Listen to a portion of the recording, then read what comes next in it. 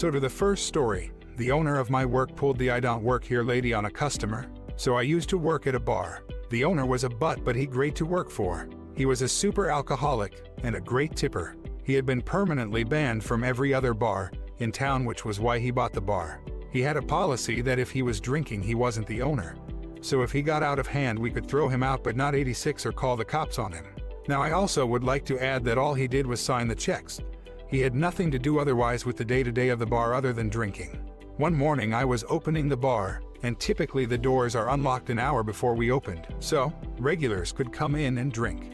They knew the bartender would be cleaning and stocking the bar and would just deal with small wait times to get a drink or refill. The owner came in and didn't want to wait for me to come out of the back, so he went behind the bar and made himself a drink. He then went and Saturday at the bar put money on a rubber mat. When I came out of the back with a few cases of beer, I hear a woman going off on someone who I found out was the guy who signs my checks.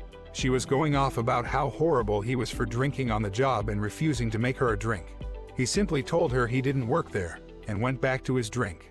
When she saw me, she immediately started complaining about him, saying she wanted to speak to the owner or manager. Since I was the only one there, I told her she'd have to deal with me. She went on her tirade about him needing to be fired, and then demanded a free drink for his rudeness and unwillingness to help her. I told her that wasn't going to happen, as he didn't work here. Then she decided to take it up a notch, and said she knew the owner. Cue typical "you'll both be fired" rant, and the owner is shaking his head laughing, which made her madder. I called her bluff and told her to either shut up and order a drink or leave because I have things to do.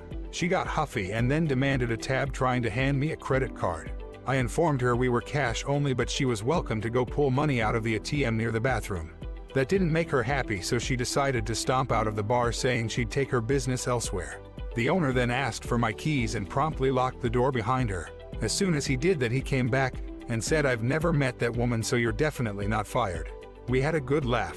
She did come back about 20 minutes later because there wasn't another bar open, and got super pissed when my boss waved and went back to his drink. She banged on the door for about 5 minutes. He then made me a sign to put up on the glass door with the bar hours, and she got in her car and sped off. I luckily never saw her again. Second story, a little knowledge goes a long way. I'll preface this with saying I am currently in the middle of studying for my certified sommelier exam. While the bulk of this is wine knowledge, a sommelier is supposed to be a beverage expert. While standing in the bourbon aisle of my local liquor store, a woman looked very confused and asked if bourbon was whiskey. I answered her with some bourbon facts and asked if she needed help, helped her pick a bottle based on her budget and needs. She jokingly asked, "Any chance you know about a wine?" It was my time to shine. I walked with her to the wine section, asking a few questions to get a sense of what she needed, budget, and any food pairings.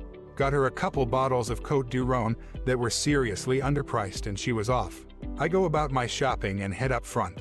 Since that wine was so inexpensive, I grabbed 2 bottles for myself. While at the register, the cashier joked that there must be a sale since this was the second transaction in a few minutes with this wine. I laughed and mentioned helping a woman pick the wine. "Oh, you're our super helpful wine expert." Turns out the cashier was the manager and was super confused when a customer was saying that the in-house wine expert was a great new service and that they should be given a raise. Third story, entitled Microwave Lady. A couple of years ago, I stopped at Lowe's to exchange my empty propane tank.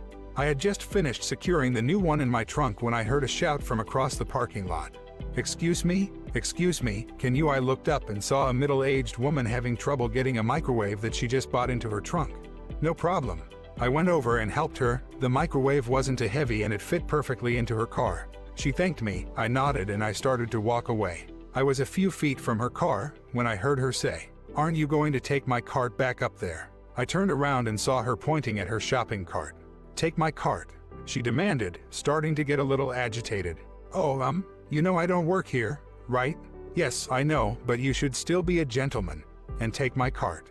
"No, I was helping you out with the microwave, but I am not about to take my cart now," she yelled, pointing to the store. "Okay, whatever." I didn't want to get into an argument in the middle of the Lowe's parking lot. So I sighed, walked back to her, and took her cart. I started to bring it back toward the store. But this didn't quite sit right with me. I was okay helping her with the microwave, but she was certainly capable of doing this part of the job. If people always do this kind of thing for her, she will never learn her lesson. I was about 10 feet away from her when I decided to stop pushing the cart back and wait for her to get into the car. As soon as she had her door shut, I turned around, walked back to her parking spot, and left that shopping cart right behind her car so she couldn't leave without getting out and moving it herself.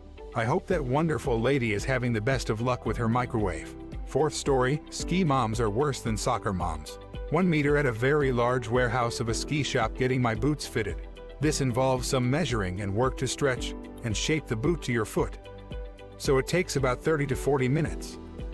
I had been measured and was roaming around the giant racks of gear, waiting and looking at all the shiny expensive crap I didn't need. 1 meter snapping a friend, so I stopped and looked down. When I look back up, an older, maybe 50, PTA all-star of a woman is directly in my path, complete with a local middle school track team t-shirt. She asks, "I can't find the right helmet. My son needs one." 1 meter, a male with long hair. I'm wearing a bucket hat with a 420 leaf pin and a ski brand t-shirt. I get how there might be some confusion, and she wasn't rude at all. "I'm sorry, I don't actually work here." "PTA, really? I knew it." Me, now feeling awkward. "Oh, PTA, that you were too busy playing on that phone to help me, and now you're lying to a regular customer just to avoid your responsibility." Forget it, I'm finding your manager." "No, really, I don't work here." While a bit annoyed, I still just wanted the situation to be over and save both of us and the store the trouble. "You're wearing a shirt, they only give those to employees. Where are the XL helmets?" I get a little snarky. "Now I'm just chillin'. Good luck finding them." Awkwardly get my phone back out and try to act cool. She paces around, literally huffing, composing her next thought. "I bought him a board, jacket, pants, everything here. More than you make in a month. And you treat me like this and lie to me? It's up to your manager if you keep this job. But I'm telling him I'm not coming back if you do." PTA leaves towards the front checkout area. I decide to seek haven back in the boot fitting area across the store. I sit down in a comfy waiting chair, find out 15 more min until my boots are done, and hope it's all over. I'm nearing a gruff older man doing ski repair, so I figure I might be safe. Nope. There he is, sitting on his butt instead of helping me. "Why did you even hire someone so useless?" She had dragged a manager from the front around until she found me. "He doesn't work here, he's a customer." "Sorry about that," the manager says sheepishly. "He could have found you and fixed this whole mess. I want him removed." The manager says nothing and looks like a deer in the headlights, then asks if I'd apologize to her, since that's what PTA told him she wanted when she came to him about the lazy rude guy refusing to help her. I reply, "No thanks, I'm good. I don't know her crap. I'm a semi-regular customer too, and I know my boots on their own are probably worth more than her son's starter board and jacket and whatever else she bought." I'm pissed enough now, I'm down to roll the dice. Service guy knows this too, yanks the manager aside and whispers something. Meek manager asks her to come with him to the back office to sort it out. She glares, but probably hopes she's about to help file some report on me. And finally they're gone. Turns out service guy is actually one of the owners, and knows her for causing crap but buying something every time she's there to ingratiate herself.